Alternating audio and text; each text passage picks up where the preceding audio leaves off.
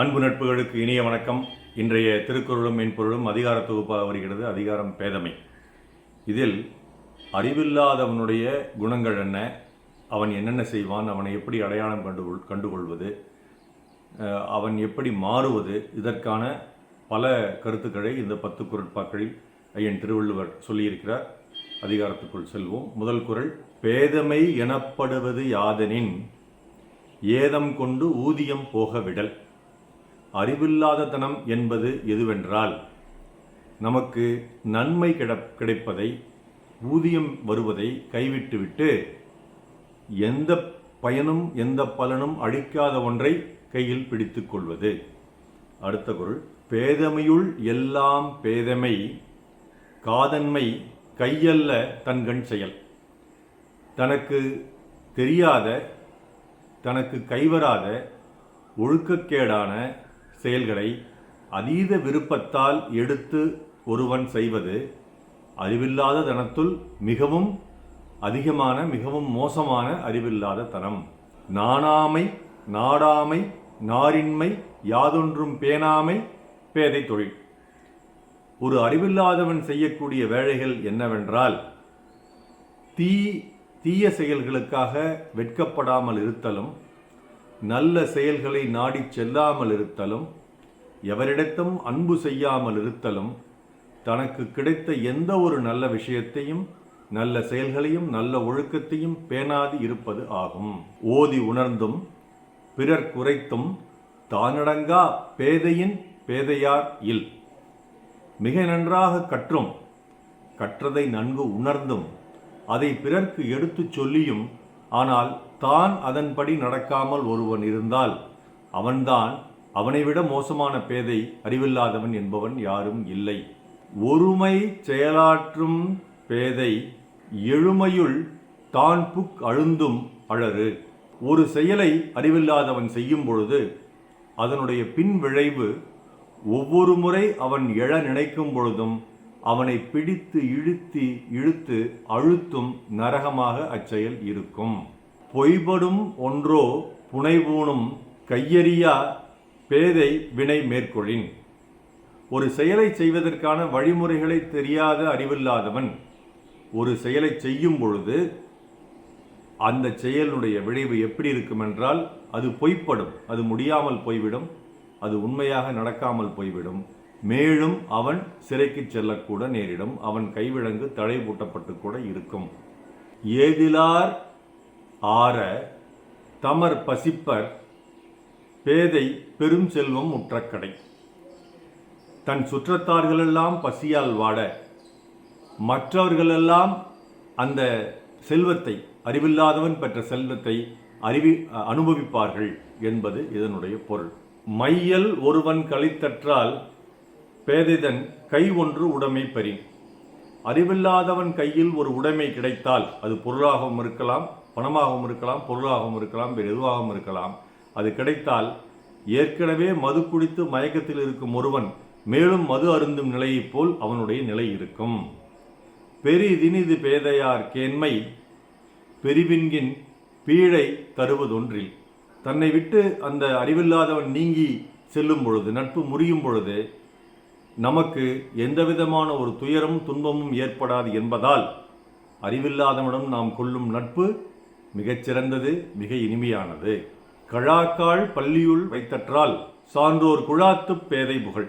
வெளியில் சென்றுவிட்டு வந்து கால்களை கழுவாமல் பள்ளி அறைக்குள், பூஜை அறைக்குள், தன் மெத்தை மேல், தன் படுக்கை மேல் ஒருவன் கால் வைத்தால் எப்படி இருக்குமோ அப்படித்தான் அறிவில்லாதவன் கற்றவர்கள் குழுவிற்குள் நுழைவதும் ஆகும் என்று 10 குறட்பாக்களில் பேதை என்பவன் யார், அவனுடைய செயல்பாடு எப்படி இருக்கும், அதை எப்படி நாம் அறிந்து கொள்வது, அவனுடைய நட்பை எப்படி கைவிடுவது, அந்த பேதையாக உள்ளவன் எப்படி அறிவுள்ளவனாக மாறுவது என்ற பல கருத்துக்களை ஐயன் சொல்லியிருக்கிறார். இதற்கு பல நண்பர்கள் பின்னூட்டம் அளித்திருக்கிறீர்கள்.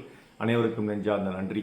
இன்று பின்னூட்டம் வழங்குவோர் சேலம் கொங்குநாடு கலை அறிவியல் கல்லூரியினுடைய தமிழ்துறை தலைவர் முனைவர் தெய்வமணி அவர்கள். சமீப காலமாகத்தான் எனக்கு அவர் பழக்கம்.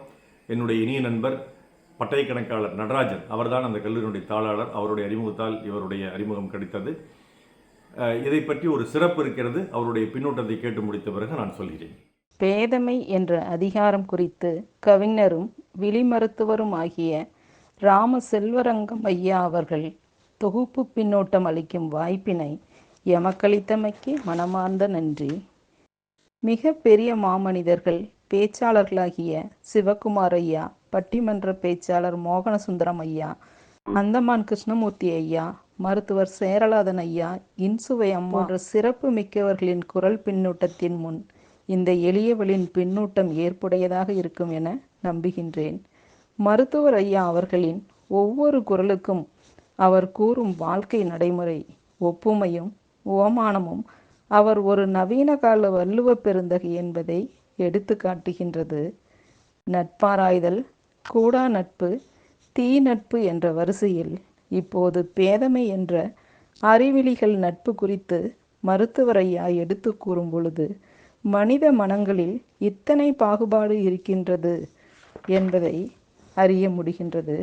முதல் குரலில் ஐயா அவர்கள் நேர மேலாண்மையை அறிவுள்ளவர்களும் அறிவில்லாதவர்களும் எப்படி பயன்படுத்துகிறார்கள் என்பதை எடுத்து கூறியது சிந்திக்கத்தக்கது. ஒரு செயலை அதீத ஆசையாலோ காதலாலே மட்டுமே செய்யும் பொழுது அச்செயல் அறிவில்லாத செயலாகவே முடியும் என்ற பொருளும் ஆராயக்கூடியதாகத்தான் கருதுகின்றேன். தீய செயலுக்காக வெட்கப்படாமல் இருக்கும் 4 வகை நாணாண்மைகள் பற்றி கூறியதும், அன்பு செய்ய வேண்டும் எல்லா இடத்திலும் என்று அவர் எடுத்து கூறியதும் மிகச் சிறப்பு. முட்டாள் ஒரு செயலை செய்தால் அல்லது தவறு செய்தால் அது மட்டுமல்லாமல் அப்பொழுது மட்டுமல்லாமல் ஒவ்வொரு முறையும் அவரை எழவிடாமல் செய்யும் என்று கூறியதும் சிறப்பாகவே அந்த பொருளை சொல்வதாக இருந்தது. குளத்தில் எரியும் கல்லின் வளையம் என குறிப்பிட்ட விதம் இக்குறளுக்கு மேலும் சிறப்பு. ஒரு செயலை செய்யாதவன் அந்த செயலை செய்ய முற்படும் பொழுது அந்த செயல் முரண்பட்டதாகத்தான் அமையும் என்பதற்கு பல்வேறு சட்ட விதிமுறைகளை ஐயா அவர்கள் எடுத்து கூறியதும் 836வது குறளில் சிறப்புடையதாகவே இருக்கின்றது. பேரறிவு கொண்டவர்களுடைய செல்வம் பற்றி 837வது குறளில் ஊருணி நீர் நிறைந்தற்றே பேரறிவாளர்களுடைய செல்வம் என்று எடுத்து கூறியதும், அறிவில்லாதவர்களுடைய செல்வம் எப்படி அழியும், அவர்களுடைய குடும்பம் எப்படி துன்பமடையும் என்றும் சொல்லிய விதம் ஆராயத்தக்கதாகவும் சிந்திக்கத்தக்கதாகவுமே கருதுகின்றேன். எப்பொழுதும் நிறைகுடம் தழும்பாது என ரத்தன் டாட்டா அவர்களை ஓமைப்படுத்திய விதமும் மிகச் சிறப்பாகவே இருந்தது. அறிவுடையோர் அறிவற்றோர்களுடன் கொண்ட நட்பு, பண்பாளர் அறிவுடையோர் சொல்வாக்கும் செல்வாக்கும் கொண்டவர் நட்பு எப்படிப்பட்டது என்பதை 839வது குறளில் ஐயா அவர்கள் எடுத்து கூறியது நல்லோருடைய நட்பை தக்க வைத்து கொள்ள வேண்டும் என்பதையே கூறுகின்றது. இப்படி ஒவ்வொரு அதிகாரத்திலும் எடுத்து கூறிய பல்வேறு கருத்துக்கள் மிகவும் சிறப்பாகவே கருதுகின்றேன்.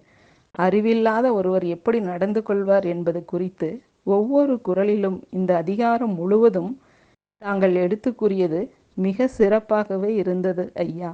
தங்கள் குரலும் மேலும் ஒலிக்க வாழ்த்துக்கள். நாங்கள் ஞாயிறு போற்றுதும் என்ற ஒரு அமைப்பை தமிழால் இணைவோம் என்று ஒவ்வொரு ஞாயிற்றுக்கிழமையும் மதியம் 12 மணியிலிருந்து 2 மணி வரை இணையத்தின் வாயிலாக நடத்தி கொண்டிருக்கிறோம். அந்த அமைப்பும் சேலம் கொங்குநாடு கலை அறிவியல் கல்லூரியினுடைய தமிழ்துறையும் ஒரு புரிந்துணர்வு ஒப்பந்தம் மேற்கொண்டுள்ளது. அதன்படி அந்த துறையில் பணியாற்றும் முனைவர்கள், பேராசிரியர்கள் இவர்களெல்லாம் அந்த நிகழ்வில் பேசுகிறார்கள், உரையாற்றுகிறார்கள். அது மட்டுமல்லாமல் அந்த துறை மாணவிகளும் இந்த நிகழ்வில் வரவேற்பு, நன்றியுரை போன்றவற்றையும் வழங்குகிறார்கள். அதற்கும் சேர்ந்து இந்த பின்னூட்டத்திற்கும் சேர்ந்து என்னுடைய நெஞ்சார்ந்த நன்றி. நாள் சிறக்க நற்றமிழ் வாழ்த்துகள். மருத்துவர் ராமசெல்வரங்கம் நிச்சயத்திராளியாக சேலம், கள்ளக்குறிச்சி, அரூர், ஈரோடு, கணமலை, நல்லூர். நன்றி doctor Selva. YouTube channel share பண்ணுங்கள், லைக் பண்ணுங்கள், கமெண்ட் பண்ணுங்கள், சப்ஸ்கிரைப் பண்ணுங்கள். வணக்கம்.